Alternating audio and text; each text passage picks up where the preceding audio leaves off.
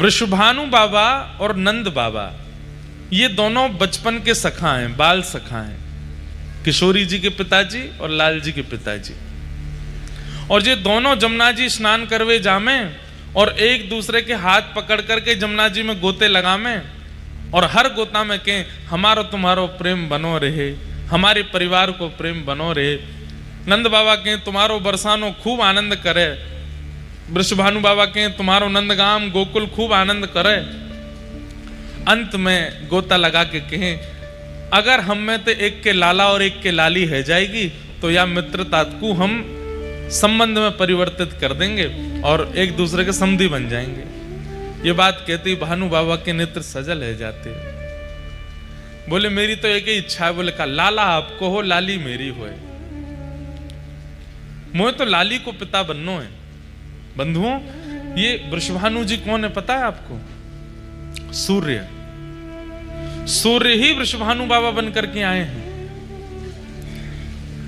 प्रसंग आता है कि जब भगवान ने मोहिनी रूप धारण किया, मोहिनी रूप क्यों धारण किया है तो पता है सबको? क्योंकि समुद्र मंथन में अमृत निकला था, उसको लेकर के दैत्य भाग गए।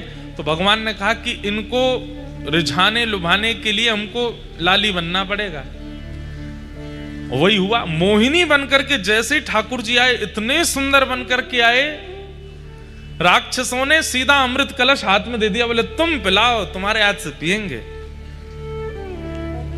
मोहिनी भगवान बोले पहले देवताओं को पिला दूं। क्यों? अरे अमृत कलश है ना, ऊपर पतला पतला है, नीचे गाढ़ा है। पतला पतला इनको पिला देती हूँ, गाढ़ा गाढ़ा तुमको पिलाऊंगी। दैत्य सब बोले तुम जैसे चाहो पिला दो, हम तो तुम्हारे हाथ बिक गए हैं। इतने सुंदर बन के आए ठाकुर जी।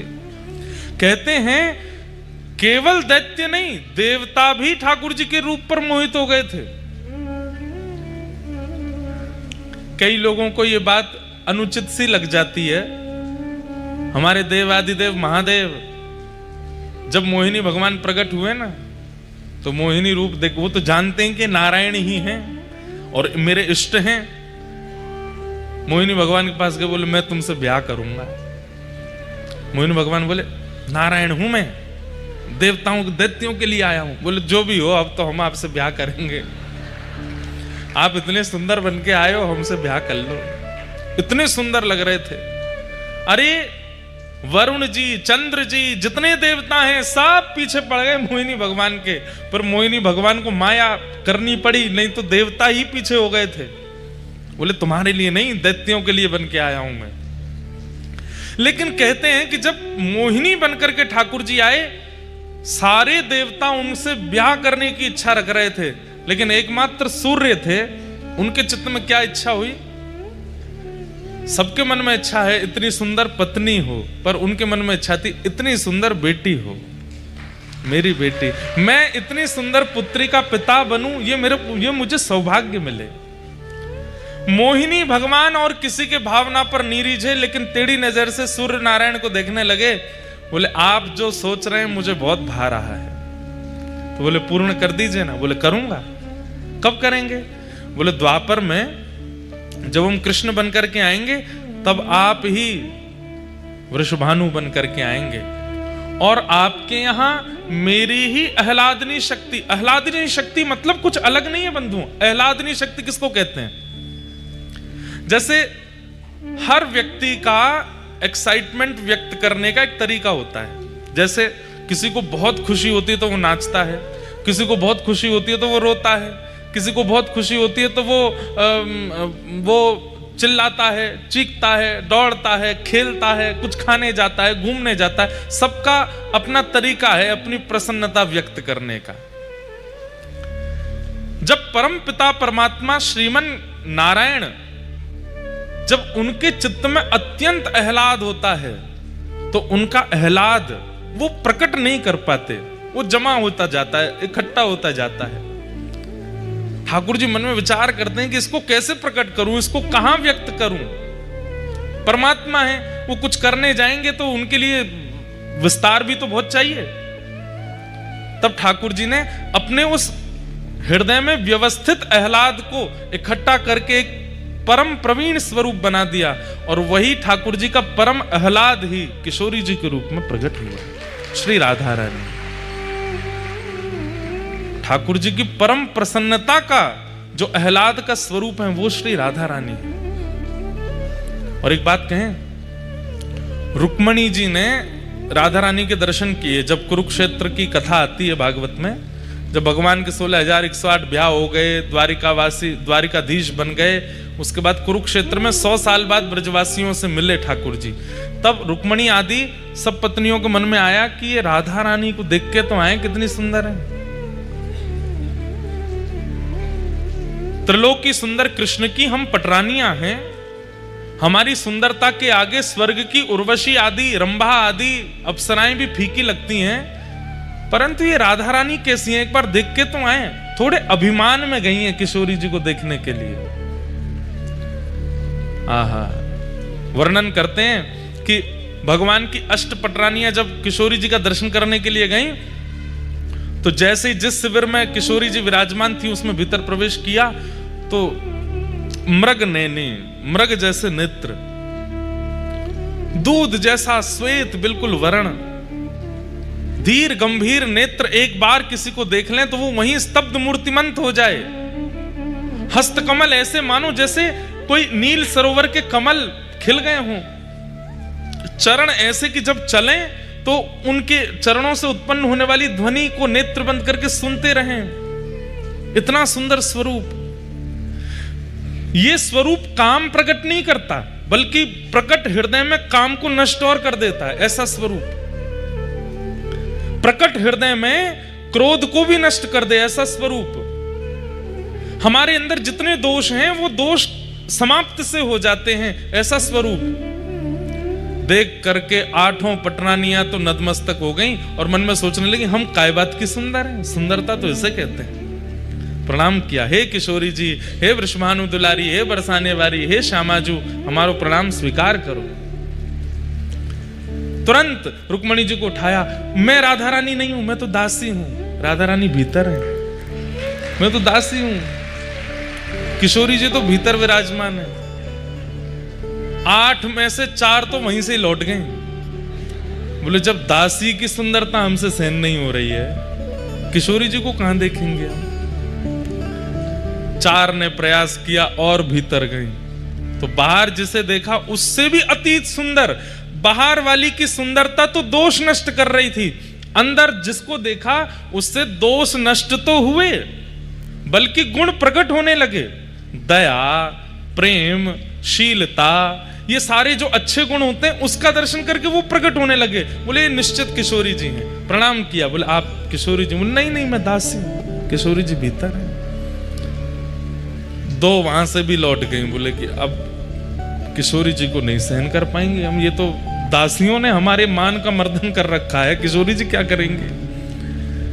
कहते हैं अंत तो गत्वा रुक्मणी जी पहुंची बस, और जैसे ही रुक्मणी जी ने प्रवेश किया, असंख्य, संख्या गिनी नहीं जा सकती, इतनी असंख्य सुंदरियां चारों ओर बैठी हैं। और उन सबकी सुंदरता में विशेषता यह है, एक की भी सुंदरता काम प्रकट नहीं कर रही है, सबकी सुंदरता गुण प्रकट कर रही है, नेत्रों से अश्रु प्रकट कर रही है, दीनता प्रकट कर रही है, दैन्य प्रकट कर रही है। और उन सब के मध्य में एक सिंहासन पर तप्त कांचन गौरांगी श्री राधे वृंदावनेश्वरी श्री किशोरी जी विराजमान है। रुक्मणी जी देखते ही मूर्छित हो गई, बेहोश हो गई, सुंदरता सहन नहीं कर पाई, इतनी सुंदर। किशोरी जी के रूप का कहां वर्णन करूं मैं।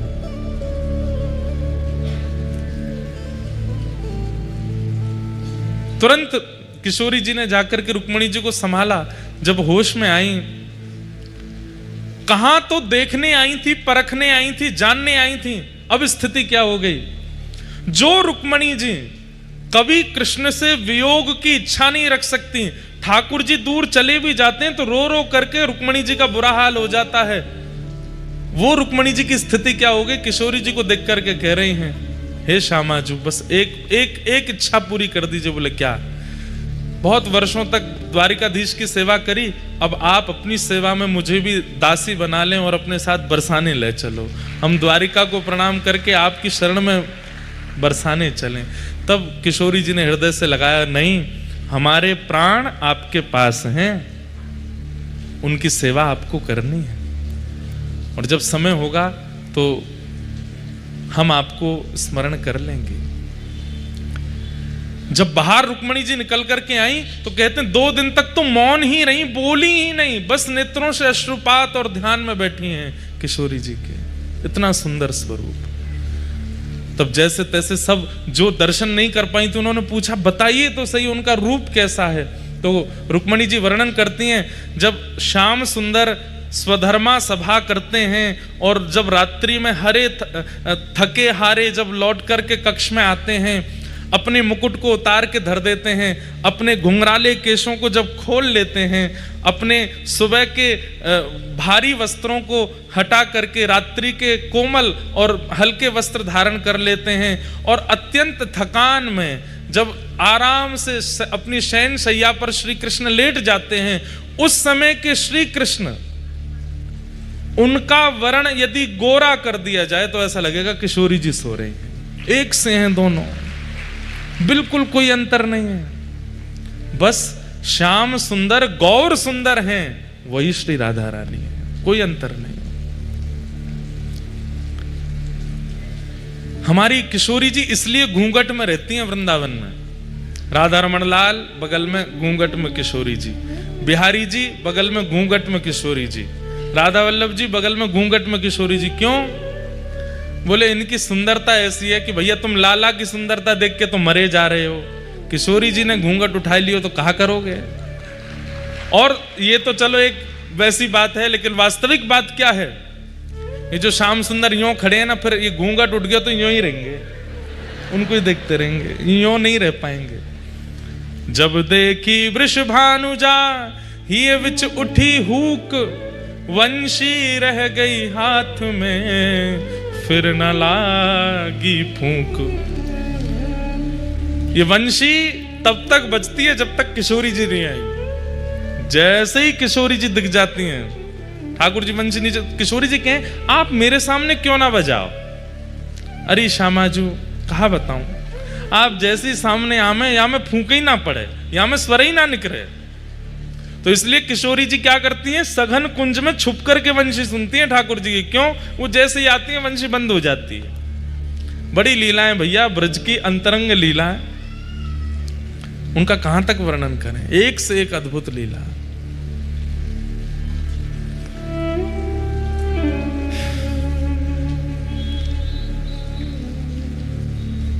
श्रीनाथ जी ये नीची नजर करके खड़े हैं, कारण जब गिरिराज जी धारण किए उस समय सब ब्रजवासी ऐसे बैठे थे जैसे आप सब लोग बैठे हैं। चारों तरफ ब्रजवासी घेर करके ठाकुर जी को, बीच में लाला खड़े हैं। तभी ठाकुर जी ने कहा देखो कि बीच में बिल्कुल मध्यस्थ सब सखीन के बीच में किशोरी जी भी खड़ी हैं। ठाकुर जी बोले जय बढ़िया है, लाडली जी सामने खड़ी हैं, इनके रूप लावण्य को दर्शन करूं। तो किशोरी जी को देख रहे हैं ठाकुर जी, गिरिराज जी धारण करके नीचे खड़ी हैं, या हमारे ये स्वरूप है, ऐसे नीचे नजर करके किशोरी जी का दर्शन कर रहे हैं। हमारे जयदेव महाप्रभु तो गीत गोविंद में कहते हैं, अभिनव जलधर सुंदर धृत मंदर है, श्री मुख चंद्र चकोर जय जय देव हरे। बोले भैया लाल जी ने इंद्र ते कही है कि तू 7 दिना नहीं, तू जब तक तो पे है ना सके तब तक वर्षा करतो ही रहे। जयदेव महाप्रभु कहते हैं, बहुत सुंदर बात है, ध्यान से सुनो। जयदेव महाप्रभु बोले हे महाप्रभु जगन्नाथ जी एक बात बताओ। बोले क्या? आपने गिरिराज जी उठाए, सबको पता चल गया कि आप भगवान हो, इंद्र को पता नहीं चला। और इंद्र ने इतनी बुद्धि विवेक नहीं रखी कि 7 वर्ष का बालक 7 कोस लंबे चौड़े गिरिराज जी को एक उंगली पर धारण कर रहा है, ये सामान्य मानव तो नहीं कर सकता, ये परमात्मा ही होंगे। और यदि इतना भी इंद्र को पता नहीं चला तो काय बात का देवराज है वो। भाई इतनी बुद्धि तो हम सामान्य लोग भी करते हैं कि इतना बड़ा कोई कार्य कर दे तो मानव तो नहीं हो सकता।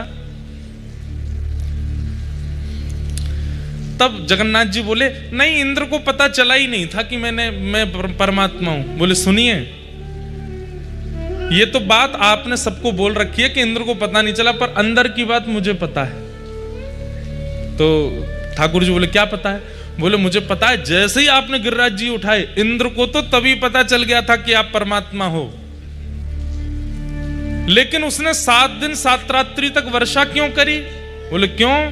क्योंकि जैसे ही आपने देखा कि सामने किशोरी जी खड़ी हैं, एक टक देखने का अवसर मिलेगा, ना ये इधर जामेंगी ना ये उधर जामेंगी, बढ़िया इनको दर्शन करने को अवसर मिलेगा, तो आपने ही इंद्र को आज्ञा करी। बोले, सुन, जितनों तो पे भंडारे बरसा तो ही रहे, मैं यूं ही खड़ा रहूंगा, ये मेरे सामने ही खड़ी रहेंगी, इनको देखता रहूंगा। वो तो 7 दिन 7 रात्रि में इंद्र के पास पानी खत्म है गयो, नहीं तो आप तो 7 साल तक यूं ही खड़े रहते। तब जगन्नाथ महाप्रभु के नेत्र सजल हो गए और उन्होंने गीत गोविंद को, जो ये पद है, इसको प्रमाणित कर दिया। बोले, जो भी गाएगा इसको मैं उसको प्राप्त होऊंगा। क्यों? क्योंकि मेरे अंतरंग भेद को जयदेव महाप्रभु जानते हैं। ये 7 दिन 7 रात्रि तक कुछ भाई लॉजिकल बात है, इंद्र को नहीं पता चला कि ये परमात्मा है, मुझे नहीं वर्षा करनी चाहिए। ठाकुर जी नहीं आज्ञा कर रखे, जितना ऐसा कि बरसात हो रहे। 7 दिन बाद जब ऐसी रिमझिम हो गई तो ठाकुर जी बोले, कहा भयो खत्म है गयो पानी, सब बरसाई दियो, अब तो जय जय मुंह पे पानी ना बचो। तब जाके आपने गिरिराज जी नीचे धरे, नहीं तो आप तो यूं ही खड़े रहते। अभिनव जलधार सुंदर धृत मंदर धृत मंदर श्रीमुख चंद्र चकोर जय जय देव हरे श्रीमुख चंद्र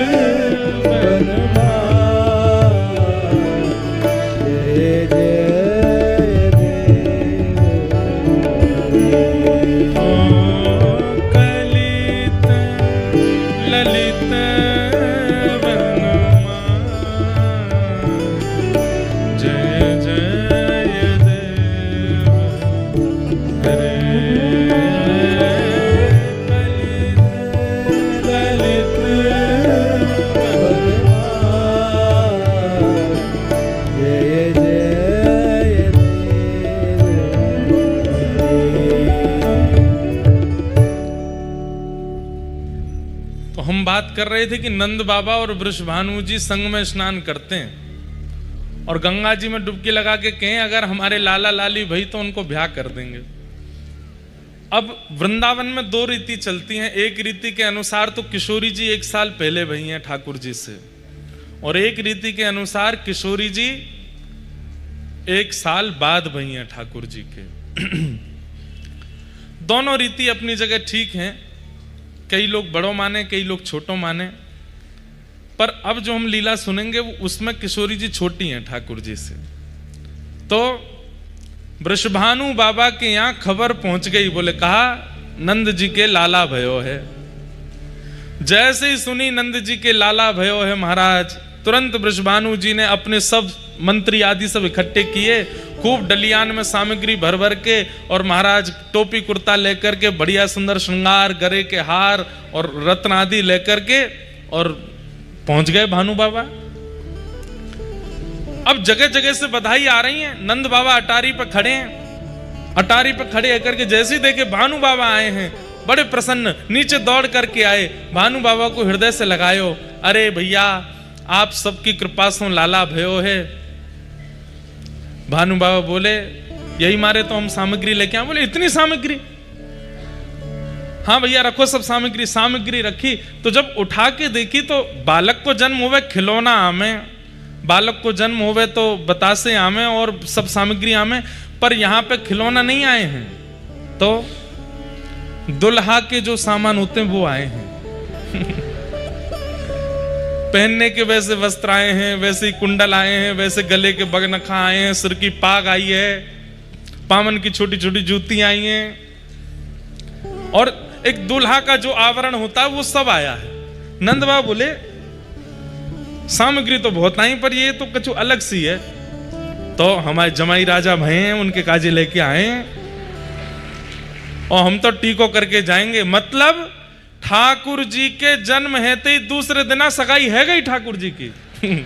और सुनो सगाई तो भाई लाली तो अभी भाई ना, बहू को जन्म ना है भयो, पहले ही सगाई है गई है। नंद बाबा के आंखन में आंसू आ रहे हैं और यशोदा मैया तो कह रहे देखियो ये कैसो लाला भयो हमारे यहाँ। बोले क्यों? अब भाई लाली को जन्म ही ना भयो, भानु बाबा की अभी कोई लाली है ही ना, और ये तो पक्की करके आए। पंडित जी पूरी पीली चिट्ठी आदि सब लिख रहे हैं ठाकुर जी के नाम से, बढ़िया पक्को है गयो संबंध। नंद बाबा तब तो कुछ बोले नहीं। ठाकुर जी को टीको है गयो, गले में हार पहना दियो, छोटी सी अंगूठी पहना दी, पावन में जूती पहना दी, सिर पर पाग पहना दी, और जैसे जमाई के पांव छूमे ऐसे पांव छू छू करके, और भैया पलना में जमाई राजा झूल रहे हैं, ससुर जी परिक्रमा कर रहे हैं, वंदन कर रहे हैं। नंद बाबा तो देखते रहे, कुछ बोले नहीं, भावुक हो रहे हैं।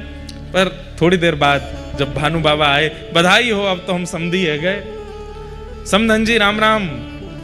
यशोदा मैया भी कह रहे सब ठीक है भैया, लेकिन नंद बाबा पूछ बैठे एक बात बताओ। भानु बाबा बोले कहा मैं बुरा मत मानी हूं। बोले ना मानूंगा, देखो सौगंध है बुरा मत मानियो। बोले ना मानूंगा, तुमने लाला को टीको कर दियो, अंगूठी पहना दी, सब कर दिए, रिश्तो पक्को कर दियो, सगाई कर दी, पर बहू कहाँ है? हमारी बहू को जन्म तो भयो ना अभी, और जहां तक मोए खबर है अभी दूर दूर तक कोई संकेत भी नहीं है कीर्ति मैया के।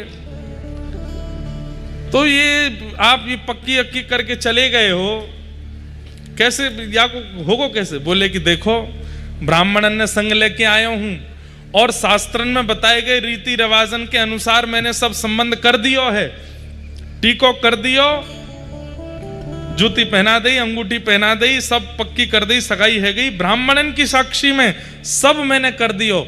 अब जमाई तो मेरे लाला बन गयो है, अब जमाई की पूर्ति करवे के काज देवतान को लाली भेजनी पड़ेगी मेरे घर। अब तो लाली को आनो ही पड़ेगो।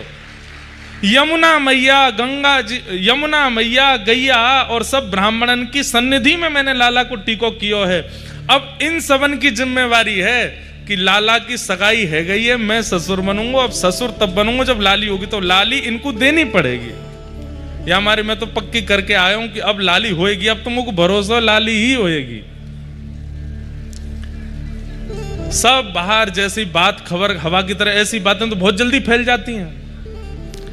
वैसे कितना अच्छा कर रहा है व्यक्ति संसार में, वो कितना दान कर रहा है, कितना पुण्य कर रहा है, कितनी भले कर रहा है, उसकी बात नहीं फैलेगी। लेकिन एक तो उसने गड़बड़ी क्या करी ये बात, और किसका कहां कैसे संबंध सगाई कहां हो रही, ये बहुत जल्दी फैल जाती है, हवा की तरह फैलती है।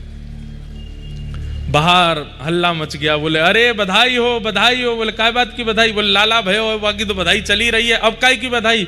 बोले लाला को संबंध भी है गयो, लाला की सगाई है गई। सब ब्रजवासी नंद घर आनंद भयो गा रहे थे। अब कहा गा रहे हैं? नंद मेहरगर धोटा जायो, बरसाने ते टीको आयो। नंद मेहर के यहाँ पे लाला भयो, और भैया बरसाने ते टीको आ गयो, बधाई हो, सबन को बधाई है लगी, लाला की सगाई है गई। ये हमारे ब्रज में ऐसो कह में छठी ते पहले तो लाल जी की सगाई है गई। छठी नहीं पूजी है, ऐसे लाला है। 1 वर्ष बाद, 1 वर्ष 1 महीना बाद, लगभग 13 महीने बाद भानु बाबा के यहाँ लाली ने जन्म लियो, श्री किशोरी जी को जन्म भयो, श्री राधा रानी को जन्म भयो। आहा,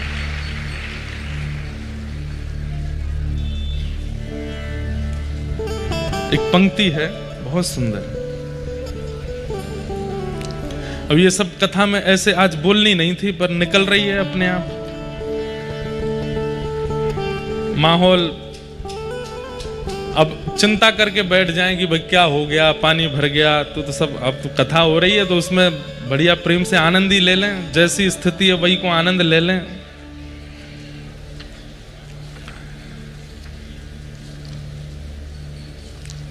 जब किशोरी जी को जन्म भयो तो नंद बाबा ने मन में ये विचार करी, और यशोदा मैया तो कहते जा 1 साल के लाला हैं, गोद में लेकर के मैया बढ़िया सुंदर पीतांबरी और धोती पहना के, टोपी पहना के ले जा रही हैं। लाला ससुराल जा रहे हैं पहली बार, 1 साल के। और यशोदा मैया से नंद बाबा कहते जा रहे हैं, भाई लोगों में थोड़ा होता है ये वाला स्वभाव। वो कह रहे हैं, देखो हमारे लाला को जैसो नंदोत्सव भयो ना, वैसो नहीं हो रहा होगो बरसाने में।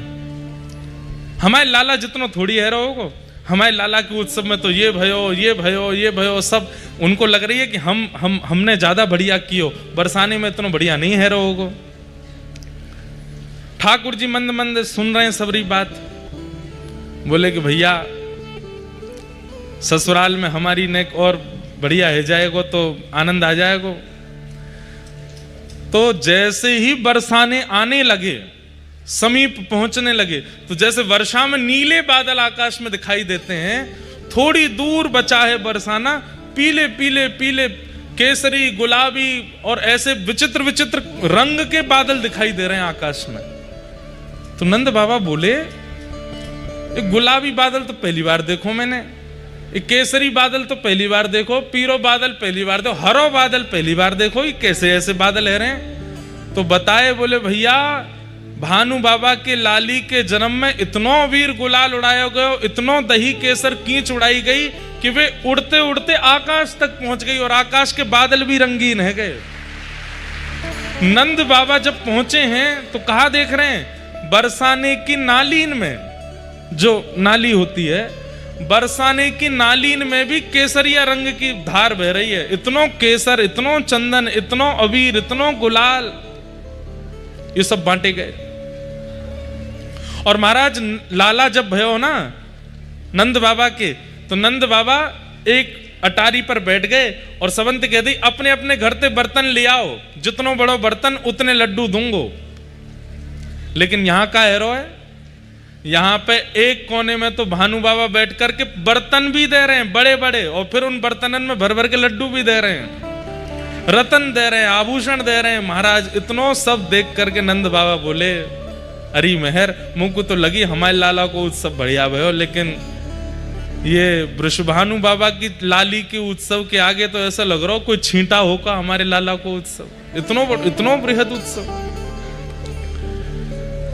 ठाकुर जी बड़े खुश है रहे, ससुराल आए हम पहली बार, बोलनो जाने ना है, एक दांत निकल आए हो बस। मैया लेकर के गई, खूब सारे आभूषण लेकर के आई हैं श्री जी को पधराने के लिए। सोने के पलना में श्री लाडली जी पौड़ी हैं, झूल रही हैं। जैसे ही किशोरी जी को दर्शन कियो, आहा, जितने आभूषण, जितने रत्न, जितनी मणि लेकर के आई, सब फीके लगन लगी। मन में विचार करने लगी कि ये सब तो मैं कहाँ दूंगी, अरे या लाली के लैया तो ये सब मणि रत्न आभूषण सब फीके या के लैया। मन में बड़ी व्यथित है गई कि मैं लाली की सुंदरता की योग्य कोई वस्तु लेके नहीं आई अपने साथ में, और जबकि असंख्य सैनिक और असंख्य ब्रजवासियों के संग डलियाओं में भर भर के रत्न लाई हैं, लेकिन वो सब किशोरी जी की सुंदरता के आगे फीका लग रहा है। राधा रानी, नंद रानी बड़ी व्यथित है गई, बोले अब मैं तो लाली के काज कछु लाई ना योग्य। इतने में गोद में बैठे हुए ठाकुर जी ने अपने आप भारी करन लगे, बोले मैया मैं बैठो तो हूं रतन, तू और रतनन ने काय को देखे मुंह पे नेक ध्यान दे। अब मैया नेक नेक में संभाले लाला है, ऊंचो करे फिर लटक जाए नीचे। मैया को ध्यान ही ना जा रहा लाला पे, वो जो सोच रही कोई रत्न नहीं लाई। अरे नंद बाबा, हमारे गोकुल में ऐसा कोई आभूषण नहीं है, ऐसा कोई मणि नहीं जो वृषभानु लाली को दियो जा सके। ठाकुर जी फिर चोटी पकड़े, हाथ पकड़े, खोचा मारे, नेक मोह तो देखो मैया। धीरे ते मैया डांट वे के कहा है इतना उधम मचावे। और जैसे ही ठाकुर जी को देखो, ठाकुर जी मंद मंद देख रहे हैं मैया को। अचानक तो मैया के मन में आयो लाला और जेरी लाली। मैया बोली अरे मेरे नीलमणि तो बढ़िया रत्न कौन होएगो। तुरंत ठाकुर जी लिए और श्री किशोरी जी के ऊपर 8 बार बारे। जैसे कोई की नजर उतारे ऐसे ठाकुर जी 8 बार बारे और 8 बार बार करके किशोरी जी के पलना में ही लाल जी सुवाए दिए। जैसे ही सुवाए हैं महाराज, आकाश से पुष्प वर्षण हेन लगे। शंकर जी रूप बदल करके आ गए, सबन के नेत्र सजल हैं। यहाँ झांकी को देखवे के काजे छोटी सी किशोरी जी हैं, बगल में नेक्स से लाल जी हैं, एक ही पलना में पौड़े हैं। आज पहली बार जुगल दर्शन है रहे हैं और वह दर्शन को करवे के लिए प्रगटी श्री राधा रूप अगाधा सब सुख साधाना वे। मुनि प्रेम अगाधा मेटन बाधा लख रति लोटी लजावे। ब्रज घर घर माई बटे बधाई सब मिल मंगल गावे। कीरत बड़ भागी अति सुख पागी पुरजन करत बढ़ाई। सुर नर मुनि हर से सुम नहीं बरसे चढ़े विमान आए। अरे बरसाने में विमान इकट्ठे हो गए आकाश में। भानु बाबा को जा जा करके कह रहे हैं ब्रजवासी, बाबा बाहर कछु अजीब से बादल आए हैं। बाहर आए करके देखे तो बादल नहीं है, चमक रहे हैं आकाश में, एक यहाँ एक यहाँ एक यहाँ एक यहाँ। थोड़े जब नीचे आए तब देखे चतुर्मुख ब्रह्मा जी खड़े हैं हाथ जोड़ करके। इधर देखे साक्षात वरुण जी खड़े हैं और सब पुष्प वर्षण करके भानु बाबा के अंगना में प्रगटी श्री किशोरी जी को वंदन कर रहे हैं। भय चित्र से ठाड़े लख सुड़ बारे बाजे विविध बजावे। नारद सनकादि शिव ब्रह्मादि भृगुआदिक मुनि जेते। इंद्रादिक जे जहां सुन नर ते तहां आए सजन समेत। सब मिलकर जोरे करत निहोरे जय जय भानु दुलारी। जय कीर्ति कुमारी जय हरि प्यारी जय जय सुखदातारी। जय नित्य किशोरी प्रिय चित चोरी यह विनती सुन लीजे। सब देवता किशोरी जी से क्या मांग रहे हैं, कितना सुंदर बात, क्या मांग रहे हैं। ब्रजवास ही दीजे ब्रज रज दीजे चरण शरण रख लीजे। चरण शरण रख लीजे। कर जोर मनाऊं यह वर पाऊं दंपति यश नित गाऊं। पद कमल सुतोरा महु मुस मोरा मन नित जहां बसाऊं। यही बात सकल विधि स्तुति करके निज निज धाम सिधारे। नंदादिक आए अति हर्षाए सब मिल कंठ लगाए। सब ही जन गावे सब ही बजावे सब ही दही ले भागे। बरसाने आए विधिन सहाय जय जयकार करावे जय जयकार करावे। बोलो वृषभानु दुलारी की। ऐसी रूखी जय बोली आपने। बोलो वृषभानु दुलारी की। बोलो वृषभानु के जमाई की जय जय श्री राम। ये सब कथाएं प्रकट रूप से नहीं कही जाती, सब जगह कहीं कहीं भाव हो जाता है, मन हो जाता है तो इनको प्रकट किया जाता है। आज पता नहीं क्यों ऐसा लगा कि किशोरी जी का प्रादुर्भाव थोड़ा कह दें।